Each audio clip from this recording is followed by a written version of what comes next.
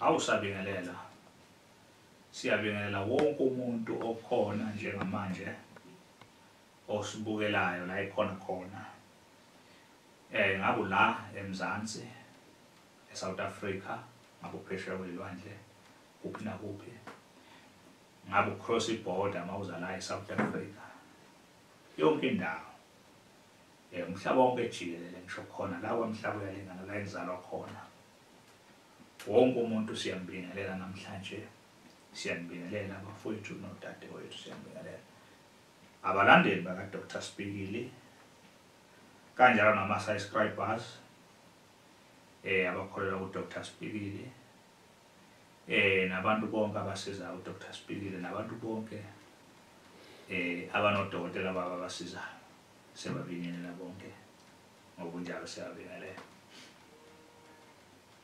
sibingelela vele sikhona la kwamhlaba uyalingana ekhaya la isebenzela khona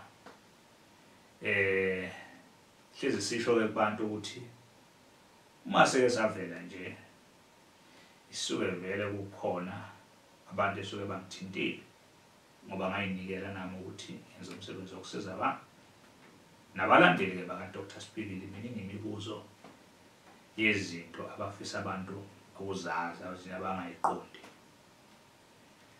zesintu zokusizakala namuhla ke aziningi kakhulu futhi indaba namhlanje ngoba sihlezi sisho ukuthi cha sizoyiletha indaba kubantu futhi asinawo umona ukuthi abantu sibanikeze ulwazi ngoba sihlezi sisho besithi umuntu nje ofuna ukusizakala nofisa ukuthola ulwazi ezintweni zokunyanga nasezintweni zesintu ezintweni zokusizakala odinga usizo subscribe kule channel subscribe kule channel la Dr Spikili ukuze njalo nje indaba eziningi uhleze uyithola la ngoba njengoba nje nibona njalo sihlezi sivela senza ama video sesinabantu abaningi kakhulu abahlezi bebuza imibuzo umuntu ke mayikwabuza umbuzo kumina nami bese ngiyabona ukuthi okay okushuthi lo muntu njengoba ebuza umbuzo akayedwa onalenkinga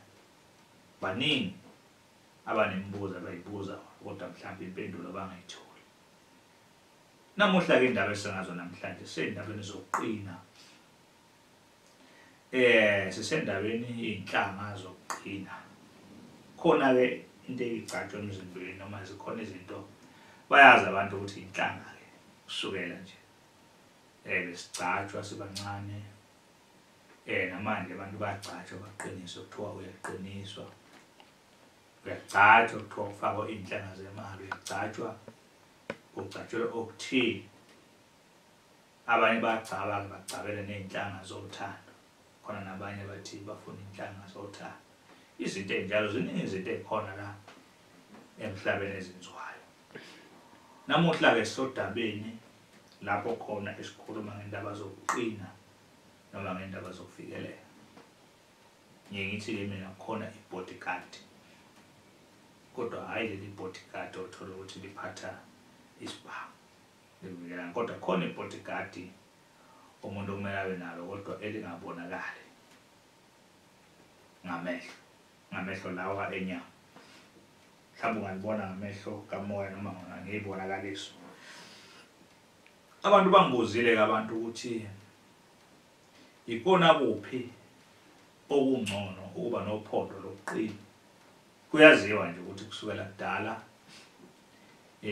emandulo omkhulu uthola ukuthi ekhaya noma ubaba angasiyona inyanga kodwa kunophondo nje awuthola lokhona la egcekeni ekhaya lugciniwe loluphondo kodwa lugcina endaweni nje esafety mhlambe kuyenzeka libekwe endlini yangenhla noma libekwe endlini yabantu abadala loluphondo loluthola ukuthi lulekelela izidalwa zala ekhaya ngoba umuntu nomuntu maphila unesidalo olokulekelela izidalwa zala ekhaya ukuthi maziqala zivikela lo muzi bese lona lifaka ipower loluphondo nanoma mangabe kukhona izinto eziza kabi la ekhaya ezimimoya emibi ukhona loluphondo loluthi over lokho khona ukusiza kuleso simo leso. Abantu bakuzile ukuthi ikona kuphi okungcono inhlanga nophondo, ukuthi ube nophondo oluyoba ibodyguard kuwe noma lokuvikela, ngoba ngeke phela wenze izinto ezinhle nje zingavuki izitha. Bambalwa abantu abangenazo izitha. Izitha into yakhona. Khona izitha nje ezimane zikuvukele nje ungenzanga lutho. Khona ezinye izitha ezikuvukela ngenxa yokuthi zisukela uwena, zadalwa nguwe. Kodwa zikhona izitha ezikusukelayo lezo. Ehlukene izitha. Kokunye mhlawumbe uwenza into uthi uyalungisa kanti usuzibangela izitha. Mhlawumbe uthi usiza umuntu, uthi usuzenza ngcono sonezitha sekumele ubulawe.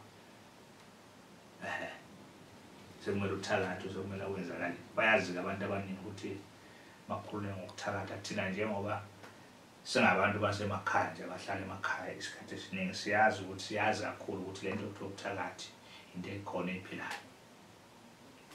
La nje kamhlaba uyalingana la.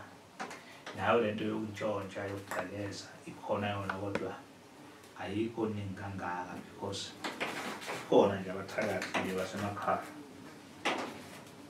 Awungabona nje inyanga abathakathi nje.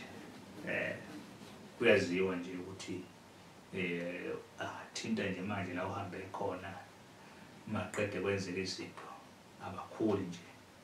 Ngoba abathakathi bayakwazi ukuphambanisela abakuphambanisela. Lento yokuthakathi ke ikhona kakhulu leyo. Into ephilayo emhlabeni leyo. Ingakho kubalulekile ukuthi umuntu impilo yakhe kube khona into ayenzayo yokuthi ekwazi ukuthi eyivikele ukuthi noma befika labo bantu noma ifika leyo moya emibi ithola ukuthi alright ayikiki. Okay. Ngithi ke mina ngokwami lungcono uphondo. Ngenxa ukuthi uphondo luhlala endaweni ephephile futhi akulula ukuthi liphazamiseke. Namanje nje khona abantu abasenempondo zomkhulu babo noma impondo zobaba babo abasayigcinile emakhaya. Baba kade bayilandile nabayilanda khona.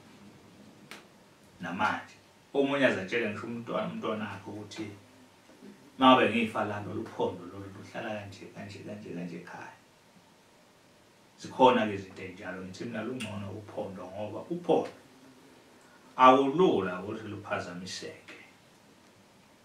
Kodwa ke mangabe kunenhlanga ezikuwena emzimbeni zokuqina, phela ukuqina into ebaluleke kakhulu ukuvikeleka. Abanye abantu nje njalo nje unyaka mawuqala uthi January bavuselela bayiqinisa benza yonke into ukuze bahambe abantu bayemsebenzini bafikele bephephe, bangeqi kalula imeqo, izinto eziningi, banganywa kalula imoya emibi. Kunjalo nje. Bahlezi benza njalo makuJanuary kuba khona izinto ezenziwa abanye abantu. Angisho ukuthi wonke umuntu kumele enze njalo.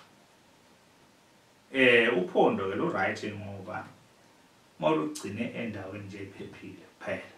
Aliphazamiseki noma iningi. Bese kuba khona ke indlela wena okuye kwenziwe ngayo ukuthi uconnectane nalo uphondo lo. Ukuthi nikhona ukuxhumana. Yilokho.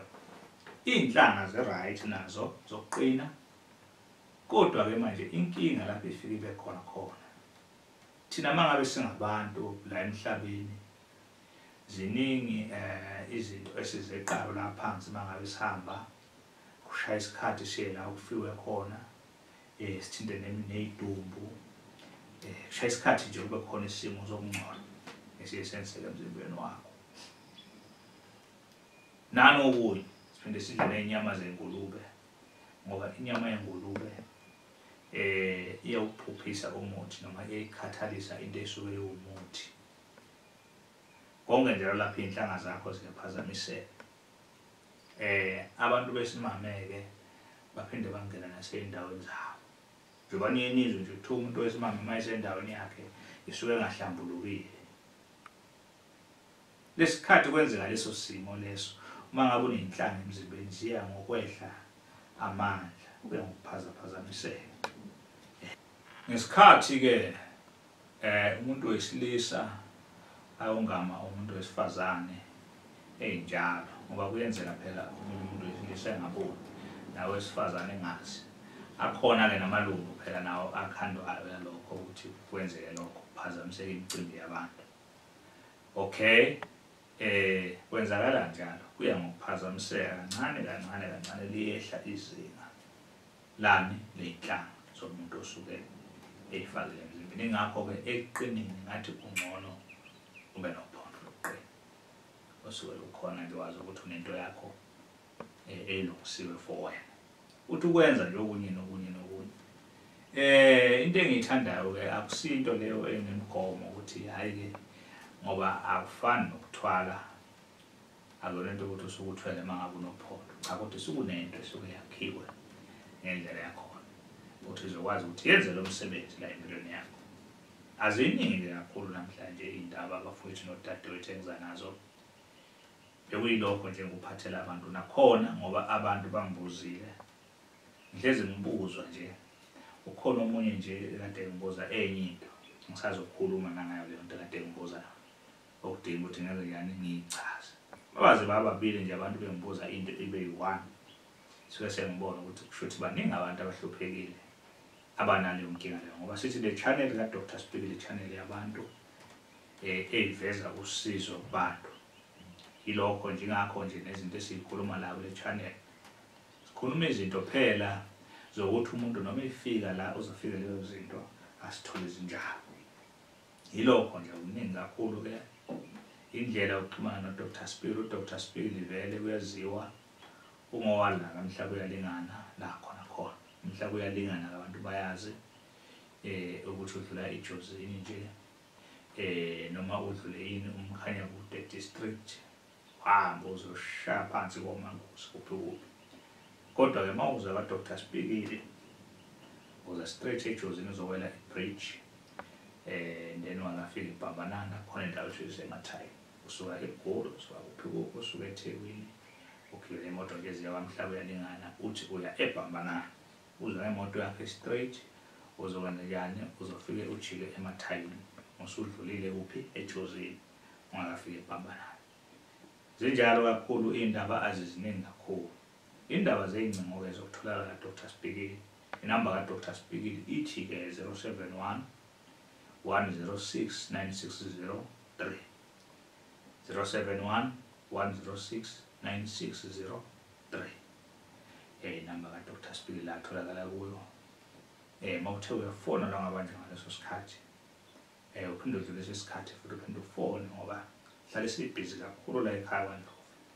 Nathi-ke kodwa siyafona, siyabuyela kunina, hlezi nje sigadile ngaphandle uma ufona ngama-landline mhlawumbe sithi siyabuyela uthole ukuthi alisangeni.